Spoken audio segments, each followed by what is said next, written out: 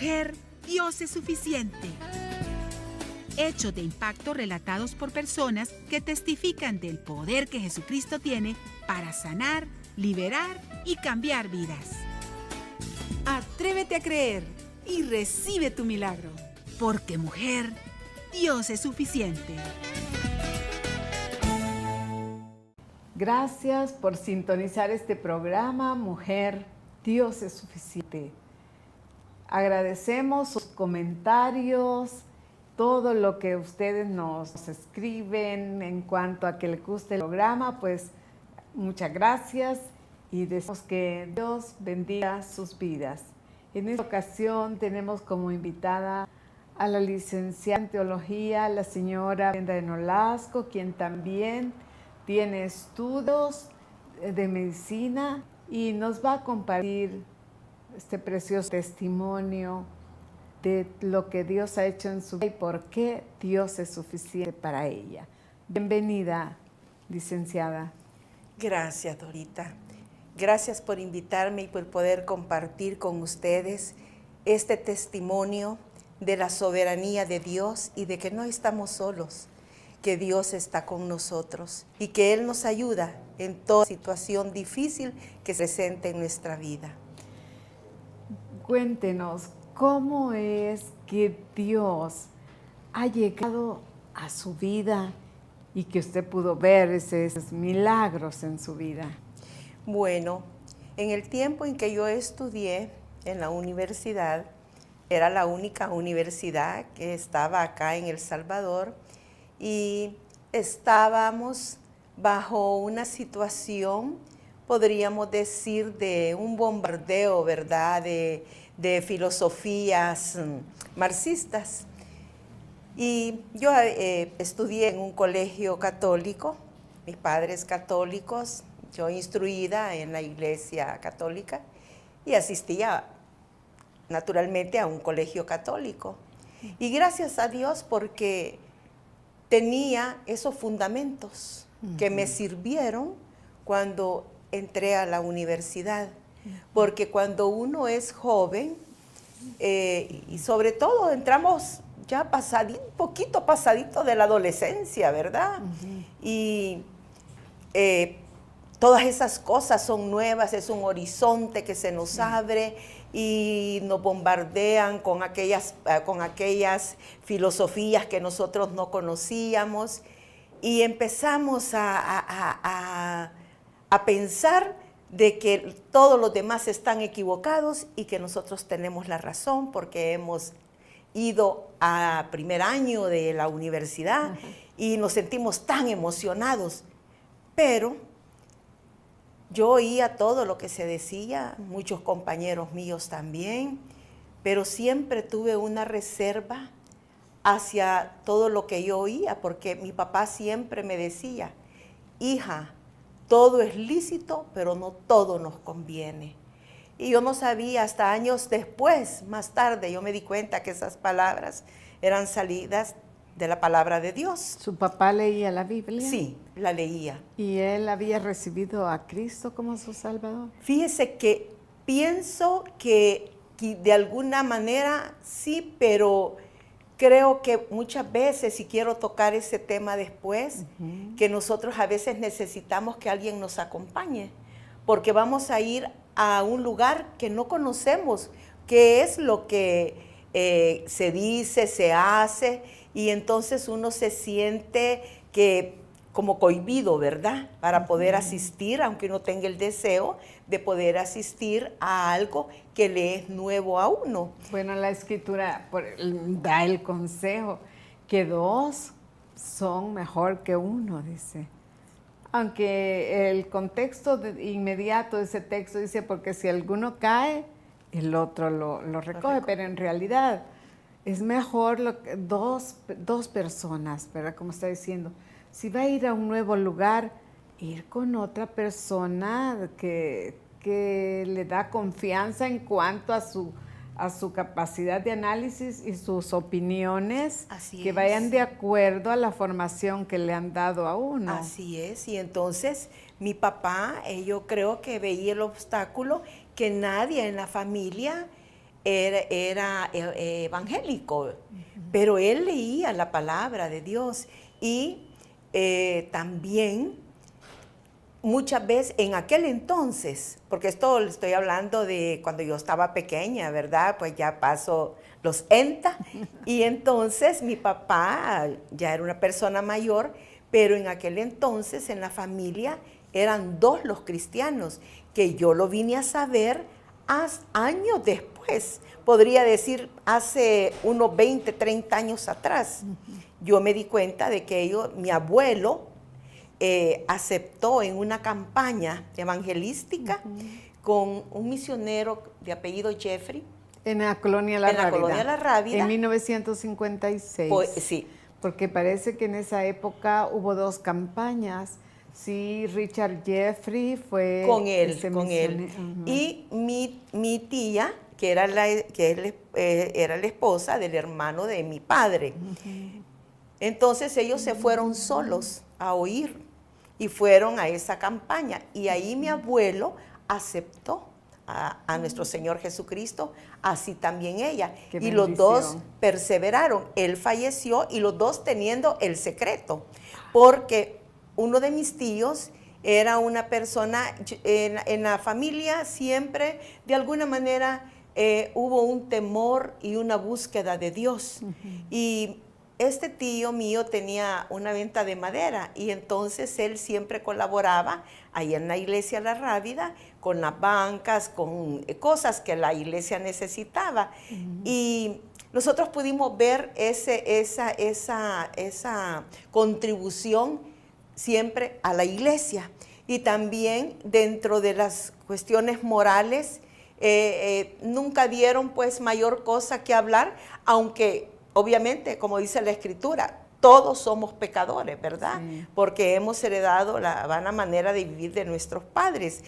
Pero por decirlo así, como decimos en el lenguaje coloquial, que decimos, no, si es buena gente. Porque generalmente tenemos esa expresión y también ese obstáculo, porque eso también obstaculiza que nosotros podamos reconocer que somos pecadores. Bueno, retomando la entrada a la universidad, entonces yo oía de todo eso y hubo un momento realmente en que yo ya no iba a misa, porque en ese entonces yo era católica, pero siempre había algo que yo no concebía un mundo sin Dios. Y entonces mi hijo estaba pequeño y me decía, mami, tú no te vayas a meter en nada, no te vayas a meter en nada. Él tendría como 4 años y yo siempre recordaba las palabras de mi hijito. Bueno, llegué hasta 5º año con los cierres y con todas las situaciones que usted recordará que se dieron en esa década. Llegué a 5º año en mis estudios y yo estaba cursando 5º año de medicina. Estaba llevando la materia de medicina interna. Cuando nosotros estamos en el hospital, en el área clínica, tenemos nuestros tutores, bueno, por lo menos así era en aquel entonces, no sé ahora. Teníamos nuestros tutores, recibíamos la clase temprano y luego después nos quedábamos en el hospital para hacer las historias clínicas de los enfermos. Y nos repartían una cama para que nosotros pudiéramos hablar con el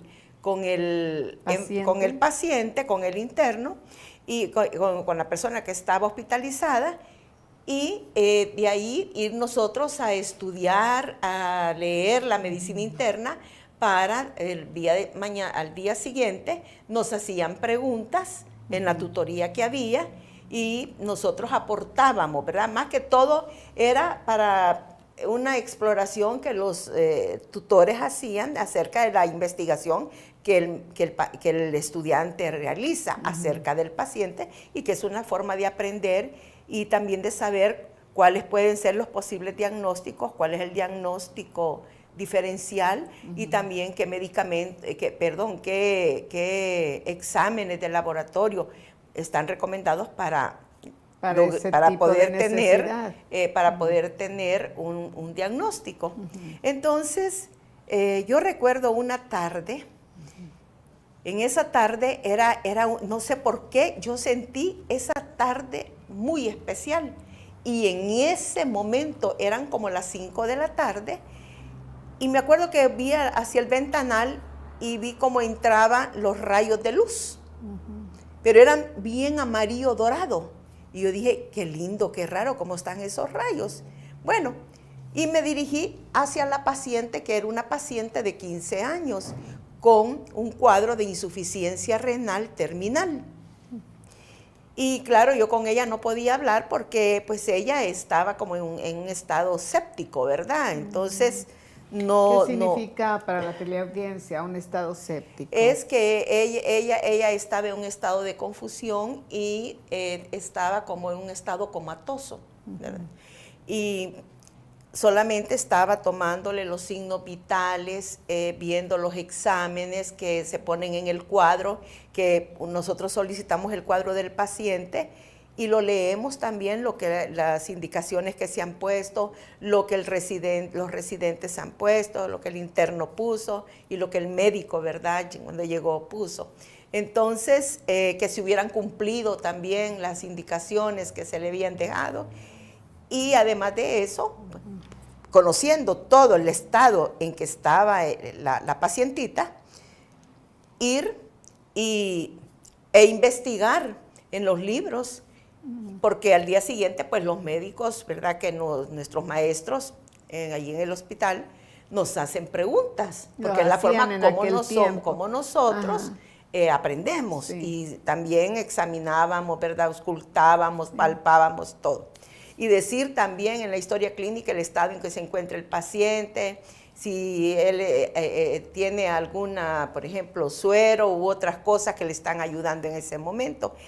Entonces, yo estaba en esa preparación con la paciente y recuerdo que estaba anotando todo en mi cuaderno cuando se acercó un joven. Era un joven delgado con un vestido con una camisa blanca y con un pantalón azul muy respetuoso, y me dijo la enfermera que le preguntara a usted, doctora, me dice, porque que si nos puede permitir que oremos por ella. Porque cuando estamos en Quinto Año, estamos en el hospital, más de alguien nos dice doctora, aunque no lo seamos todavía, ¿verdad? Entonces yo le dije, sí, le dije, pueden orar por ella. Y así fue, yo me aparté, me hice a un lado, los dejé con libertad para que ellos pudieran orar, y era un grupo como de 6 jóvenes.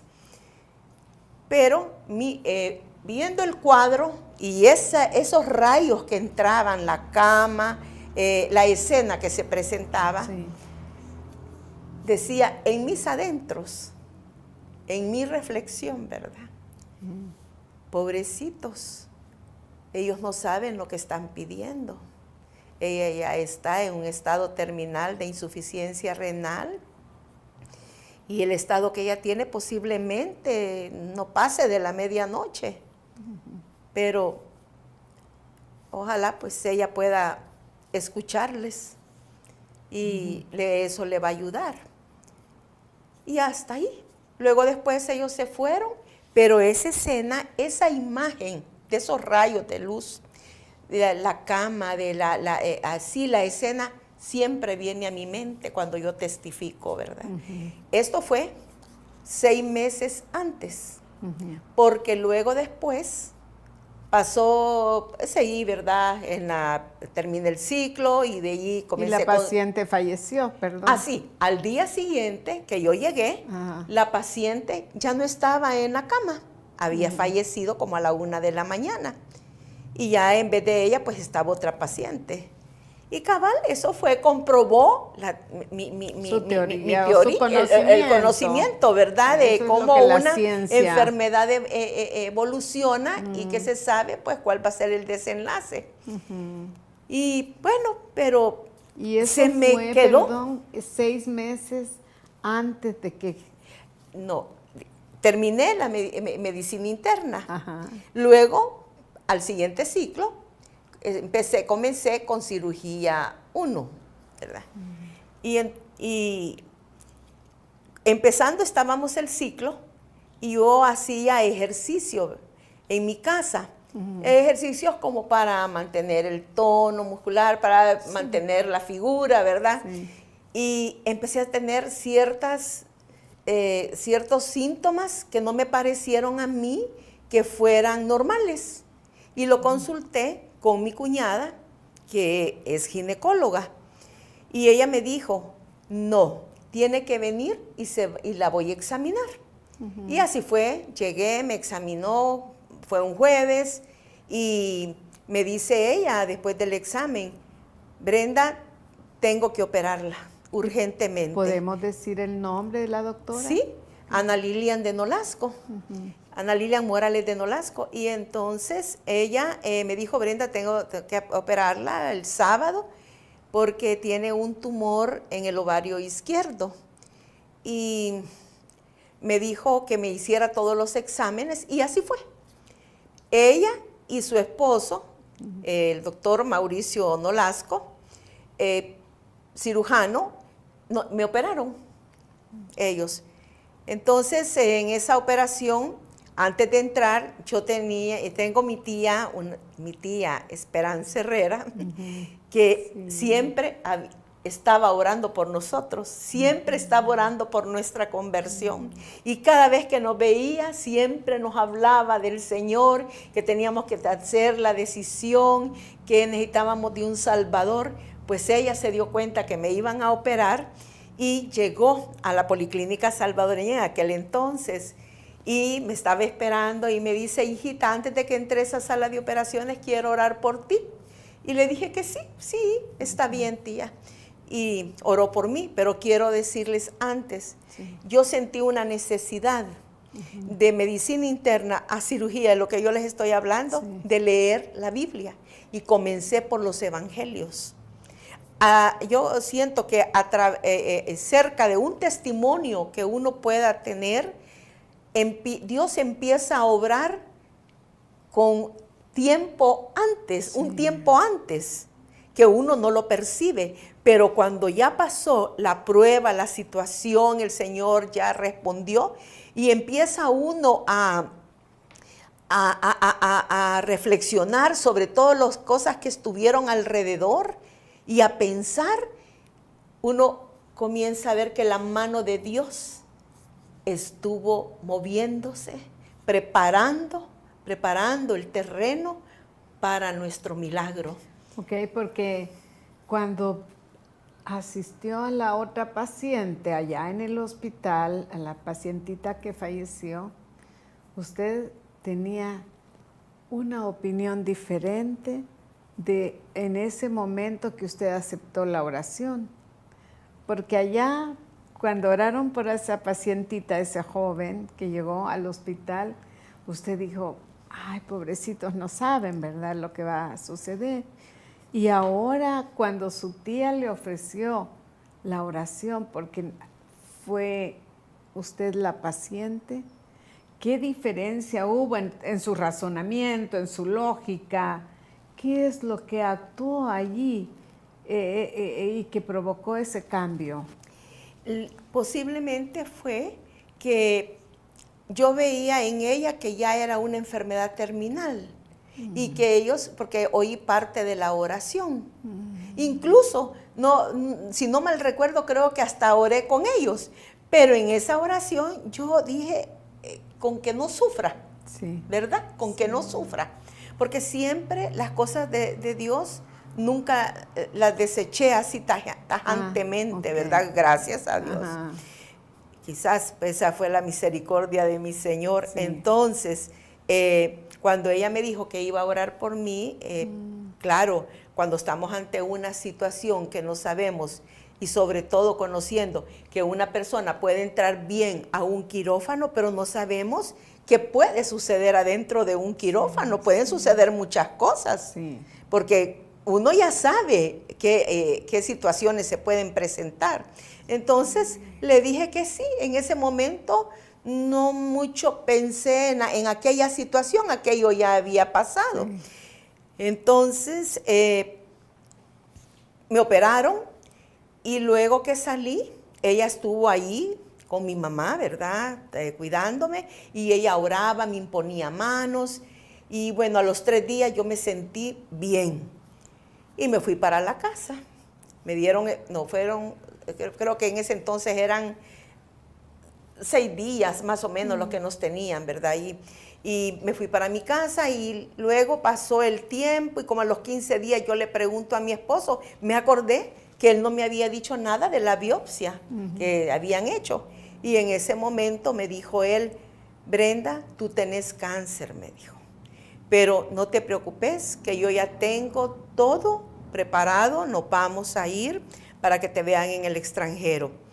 Y cuando a uno le dicen esa palabra, y creo que aún hasta ahorita, esa palabra que tiene 5 letras, ¿verdad? O 6. Es como que a uno lo sienten en el banquillo de los condenados a muerte, y sobre todo hace 35 años, porque más no tengo, eso fue en el 84, por los 36, 37 años que pasó esto que yo estoy testificando. Y me sentí que mi vida hasta ahí había llegado. Y pasaron 3 días y yo dije, bueno, Señor, dame las fuerzas necesarias para aceptar lo que me ha acontecido. Y yo ya no hubo paz en mi corazón. Y en eso mi tía otra vez llega y me dice, voy a traer unas hermanas para que oren por ti. Bueno, está bien, pero también había venido una amiga que vivía en Miami. Y entonces cuando ella llegó, yo le pregunté por una familiar de ella y entonces ella tuvo expresiones que no movían mucho a tener fe. Claro, después entendí que ella era algo que ella no rechazaba, sí rechazaba, ¿verdad? La palabra del Señor. Entonces, como muchos sin conocerlo, la rechazamos sin conocerla. Sí. Y entonces ella me dijo que le iba a decir a su hermana, porque ella estaba casada con un pastor, y que iban a llegar a la casa a orar. Y llegaron. Llegaron. Y llegó ella, llegó el esposo y llegó el hijo. Que creo que ahorita él está pastoreando una iglesia pentecostal. Y él me dijo, yo quiero hablar con usted antes de que oremos. Como no, le dije, está bien. Y me empezó a hablar de nuestro Señor Jesucristo, que era necesario que yo lo reconociera como mi único y suficiente Salvador. Y así fue. Lo hizo. Le dije que sí. Bueno, me dijo, ahora podemos seguir, pero yo le hice una observación, ¿verdad? Le dije, pero lo que pasa, le dije que yo estuve en colegios de guadalupano y la Virgen de Guadalupe, y entonces él me dijo, después vamos a hablar de eso, me dijo. Pero usted reconoce a nuestro Señor Jesucristo como su único y suficiente Salvador. Sí, le dijo, sí, yo lo reconozco. ¿Y siente usted y cree usted que Él la puede sanar? Sí, le dije, creo que me puede sanar. Bueno, vamos a orar. Y eran como 6 personas las que habían llegado y oraron por mí. Y yo le puedo decir, porque nunca he sido, bueno, ya por la guerra nos habían dado psiquiatría, nos habían permitido que lleváramos psiquiatría. Y ahí se había hablado de una, ¿cómo se llama? Pero ese efecto que tiene las cosas así. ¿Una psicosis de guerra? No, era, no me recuerdo cómo era el término, pero era colectiva, ¿verdad? Entonces, pensé, bueno, Señor, le dije yo, ¿verdad? Yo no estoy creyendo ni estoy usando esto como algo mágico. Yo sé que tú existes, porque las cosas que mis ojos ven, sé que hay un creador. de todas estas cosas. Y nos fuimos, nos apartamos, comenzaron a orar por mí y sentí un calor, pero era un calor que no me dejaba poder respirar. Y yo quería respirar y no podía. Y después de ese calor que empezó a caer en mí, y luego le dije a él, tengo deseo de vomitar. Le dije, voy a vomitar. Y efectivamente salió algo, pero no vomité nada. Pero después de eso vino una paz que yo pude entender cuando dice la Escritura, una paz que sobrepasa todo entendimiento. Vino una paz, no hubo temor y sentí la sanidad. Por eso cuando yo oro por alguna persona le pregunto si se siente sana, porque hay certeza en la sanidad que hemos recibido. ¿Cómo puede ser esa certeza? ¿Cuál es la sensación que produce la certeza de una sanidad? No hay temor y usted tiene la certeza de que está sana.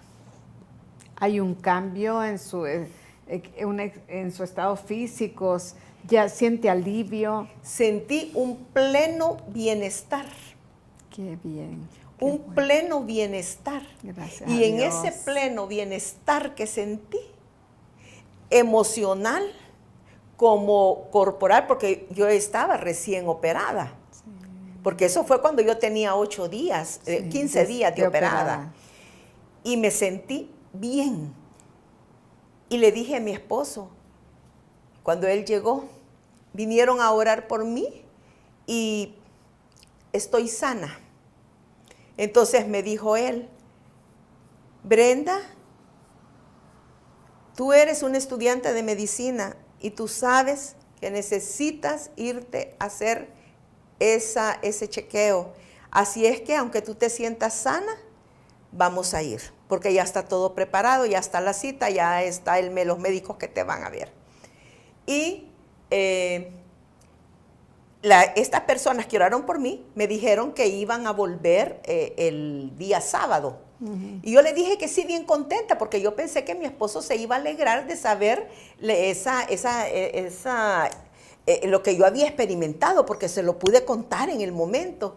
Pero claro, una persona que no lo ha recibido no lo puede comprender. Y me dijo, no las vamos a recibir. Entonces, yo le dije a ellas de que ya el sábado no, porque mi esposo no iba a estar, ¿verdad? Entonces, y así era, él no iba a estar porque no se iba a quedar. Y llegaron de todos modos. Eran mujeres de oración y ayuno. Unas mujeres que podían sentir la diferencia. Mujeres que realmente hasta este día yo las recuerdo. Y entre ellas habían personas que habían sido sanadas de cáncer. Gracias. Una de ellas de linfoma. Y entonces me dijo ella, esta persona que fue sanada de linfoma. No recuerda su nombre usted. No. Orando. Ellas se mantenían calladas y quien hablaba era la pastora o el pastor, ¿verdad? Entonces, ella me dijo en oración, Dios es el dueño del oro y de la plata. Y a ti te van a ver los mejores médicos del mundo para que comprueben que yo te he sanado. ¿Y se cumplió eso? Se cumplió. Entonces nos fuimos para allá. ¿Y qué médicos la vieron? Porque ya se nos está acabando el tiempo. El doctor Carlos Moisa, oncólogo aquí en El Salvador, y el doctor Saldaña, que fue, ahorita no recuerdo el nombre de él, pero él era jefe de patología del Jackson Hospital, y el doctor Tejada, él es peruano, no sé si todavía, creo que todavía ya debe estar retirado, y él trabajaba tenía su clínica en Cedros del Líbano. ahí en Miami. Entonces, me vieron, ¿verdad? Y le dijeron a mi esposo de que ellos creían que no era cáncer, sino que eran células atípicas, pero que de todos modos lo iban a mandar esas muestras, porque yo llevaba un diagnóstico y no podían botar ese diagnóstico así nomás, sino que tenían que tener un respaldo. Claro. Y lo mandaron a Atlanta, en Georgia, y dijeron de que ahí estaban los especialistas, ¿verdad? Los mejores especialistas del mundo, y que ellos eran tratadistas de tumores de ovario. Sí. Y bueno, así fue. Pero debido al tiempo, lo voy a cortar. Cuando yo vine, nos llegó una carta a la casa y estábamos esperando esa respuesta para saber qué era lo que me tenían que hacer. Y fuimos a pasar consulta con el doctor Moisa, Carlos Moisa, y me dice, mira, me dice, tú sabes como estudiante de medicina que nosotros aquí tenemos todo. Sí. No sé por qué tú fuiste allá. Entonces le digo, bueno, pero aquí está el examen. No, me dijo, yo no voy a hacer lo que yo sé que tengo que hacer. Sí. Pero de repente dijo, tomó como cuchillito para abrir la carta y empezó a leerla. Y dijo, ¿cómo ustedes han ido a parar donde estas personas? Y le dice mi esposo, ¿cuáles personas? Y ya le dijo el nombre, ¿verdad?, de ellos. Y entonces le dice mi esposo, bueno, le dijo, no sé, le dijo, porque con quien nosotros tratamos fue con el doctor Tejada y el doctor Saldaña, pero ellos quedaron de que iban a enviar estas muestras de este tumor a Atlanta. Sí, le dijo, porque en los libros de ellos, de estos tratados, yo estudié. Imagínate. Y son tratadistas, son tratadistas. Entonces, bueno, eso pasó, y cuando ya salíamos nosotros, que el doctor estaba en el 6º piso de ahí de un edificio, que no me recuerdo si era Panamericano, voy a hace tanto tiempo. Entonces, cuando veníamos bajando, me recordé que la hermana había dicho que el Señor era dueña del oro y de la plata, ¿verdad? Y que me iban a ver los mejores médicos. Y en ese momento yo ya le había dicho a mi esposo y le dije, ¿te acordás cuando la hermana dijo que a mí me iban a ver los mejores médicos del mundo? Y ellos fueron los que dieron el diagnóstico. Dijeron que eran un tumor de la teca o granulosa y que se había quedado en un estadio primitivo. Uno era más agresivo que el otro y el otro era de baja malignidad, pero que por el momento no me iban a poner ni quimioterapia y que me iban, y dio el procedimiento ahí de todo lo que me iban a hacer, y fue una alta cirugía, ¿verdad? Sí. Que yo tardé como 6 meses en recuperar, que el vientre se me pudiera, porque me revisaron centímetro a centímetro, todo el intestino, el epiplón, me quitaron parte del epiplón y todo eso. Entonces, pero también vino a mi mente la escena con la que yo comencé. Lo que el Señor no hizo con aquella niña de 15 años, lo hizo conmigo, con la que pensaba que en estadios terminales no se puede hacer nada. En su soberana voluntad, el Señor me lo mostró, como diciendo, yo puedo hacer las cosas, para mí no hay nada imposible. Así es. Y realmente el Señor hizo la obra en mí. Y quiero decirles algo, el milagro más grande y por el cual yo estoy agradecida todos los días de mi vida es porque me dio la salvación. Para mí es secundario, no sin agradecerle al Señor que me ha prolongado la vida hasta este día, que me permitió ver cosas que si yo hubiese muerto no hubiera visto a mis hijos casarse, mis nietos y tantas cosas con las que Dios nos bendice, y bisnietas, y sobre todo poderle servir a Él, porque si yo hubiese muerto en aquel entonces, primero, mi destino sería diferente si yo muero en este momento. Y lo lindo también, precioso es poder decirle al Señor, heme aquí, envíame a mí, en el sentido de que cuando ya fui sanada, no pensé, voy a ir a celebrarlo con esto. Lo hice con agradecimiento con el Señor, de entregarle mi vida y de saber que mi vida le pertenece a Él, que mi vida ya no la rijo yo, sino que el Espíritu Santo. Y le doy gracias al Señor por su amor y por su misericordia. ¿Y qué es la salvación, ya que ha tocado ese punto? ¿Qué es la salvación? Bueno, la salvación es reconocer que somos pecadores, que necesitamos de un Salvador. Y ese Salvador es el Hijo de Dios, nuestro Señor Jesucristo, que estaba prometido. Desde Génesis lo podemos ver, estaba prometido. Y que cuando llegó el tiempo, Él lo envió, porque Él venía a instaurar su reino. Pero la oposición que Él encontró, tuvo que pagar con su vida. Y Él sabía que con su muerte, Él quitaría el pecado del mundo.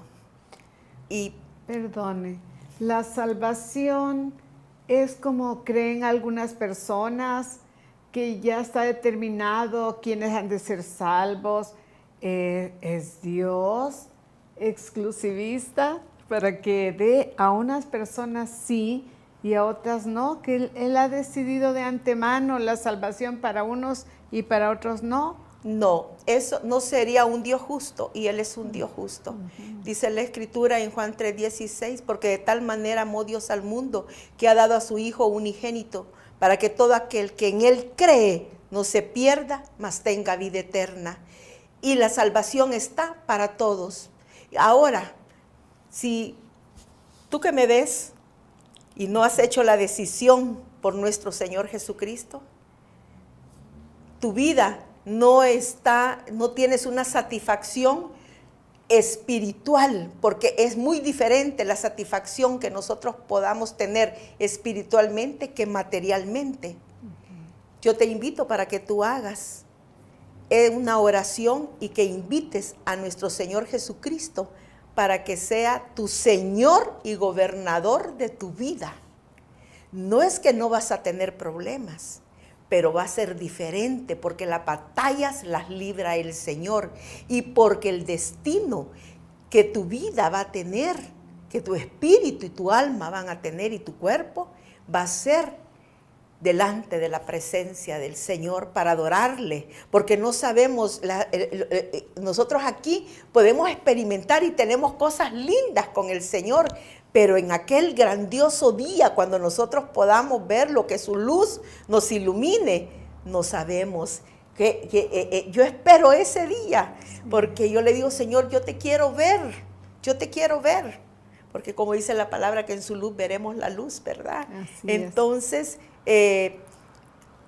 lo lindo es vivir para Cristo, porque cuando nosotros venimos a Cristo, el Espíritu Santo nos convence de justicia, de juicio y de pecado, y podemos entender por qué estamos aquí, qué vamos a hacer y para dónde vamos. Cuando nosotros no conocemos a Cristo, uno se pregunta, bueno, y yo no sé para qué nací, yo no sé qué va a ser de mi vida, pero en Cristo nosotros sabemos qué va a ser de nuestra vida, porque aprendemos a encomendar nuestra vida, nuestros pasos en las manos del Señor, y Él hará las cosas. ¿Y qué significa para usted que Dios es suficiente? El Señor lo es todo, porque en su soberanía y en los propósitos que Él tiene para cada uno de nosotros, se manifiesta su gloria, y la satisfacción, el gozo espiritual que nosotros tenemos, no lo da nada. No lo da el amor de un hombre, no lo da el amor de un hijo, no lo da el dinero, no lo da nada. Porque en medio de las situaciones difíciles, nosotros podemos tener paz. Donde otras personas pierden quizás los estribos, aún en medio de una pérdida. Claro, lo sentimos, hay dolor por la pérdida que podamos tener, pero lo que nos consuela es, si nuestro ser amado conocía a Cristo, Él está en la presencia del Señor. Bueno, usted ha perdido un sobrinito de 14 años en una forma repentina, luego a su madrecita también.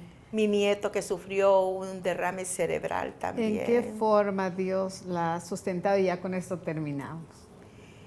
Dios tiene un propósito y pensamos que la muerte no es el fin de todo. Si las personas han muerto en Cristo, y aún si no hubiesen muerto en Cristo, tienen un sufrimiento eterno, ¿verdad? Porque tuvieron la oportunidad de ser salvos, pero no tomaron la decisión correcta. Y sabemos nosotros que llega uno a entender, cuando uno entiende la palabra de Dios, que las cosas no nos pertenecen, que por misericordia el Señor nos las concede para que las administremos, incluyendo a nuestros hijos. Nuestros hijos nos los dé el Señor, y un día nos demandará si nosotros hemos hecho lo correcto con ellos. Y yo le he pedido perdón al Señor, porque antes de mi conversión, una misionera pasaba por mis hijos recogiéndolos y los llevaba para enseñarles la palabra. Y yo le dije a la empleada de mi casa, ¿verdad?, que era la empleada que cuidaba a los niños, que le prohibía terminantemente que le prestara a los niños a esta misionera. Y hermanos, me arrepiento de haber hecho eso, porque ya llegaron 2, pero me falta 1 todavía. Y estoy de rodillas pidiéndole al Señor de que en su infinita misericordia también lo llame, ¿verdad? Así es de que ese es mi testimonio, y la gloria y honra es para el Señor, porque yo sé que Él me habló a través de lo que a mí me parecía imposible, fue posible en mí, y de no encasillar ni enmarcar a Dios, porque Él es soberano y Él puede hacer como a Él le plazca. Y le doy gracias a Dios porque me ha permitido conocerlo, aunque yo sé que los pensamientos de Él son más altos que los míos. Así es. Pero sí sé que Él tiene pensamientos de paz para cada uno de sus hijos. Así dice la Escritura, pensamientos de bien y no de mal, para darnos un futuro de esperanza. Nos despedimos con esta expresión. Dios tiene para usted pensamientos de bien y no de mal, para darle un futuro de esperanza.